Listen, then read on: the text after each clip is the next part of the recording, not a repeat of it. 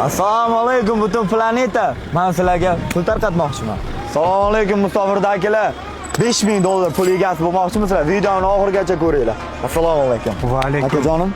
Qanday ukam? Peter qanday? Cho'tka akajon. Cho'tkimi? Bu yoqda rus yo'q, polni o'zbek. Sen kelganing uchun Peterga oyog'ing tagiga qo'y so'ymayman.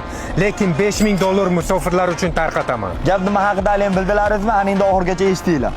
Akajonim pul tarqatmoqchi, nima qilish kerak? Shartlarni bajarish kerak. Hozirgi vaqtda mushuk ham tekinga oftobga chiqmayapti. Tekinga pul yutib olmoqchimisizlar? Unda oddiygina shartlarni bajaringlar. Do'stlaringizga yuborib qo'yinglar birinchi ochirada. Nima uchun? Do'stlaringiz agar pul yutsa 50-50 qilib choyxonaga o'chasizlar.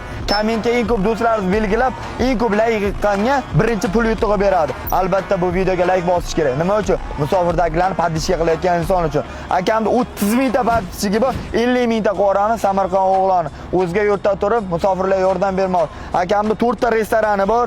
Qo'sha biznes pullar bor. Akam bitta sumka bilan Rossiyaga kelgan. Alloh bergan ne'matini sekin o'z hamyurtlariga, dindoshlariga tarqatmoqchi. Jonlaring sog' bo'lsin. Men qayerdan chiqqanimni bilaman. Shuning uchun akam menga oldiga chaqirib podpishka beryapti. Demak, shartni bajaramiz, pul yo'qdi, egasi bo'lamiz.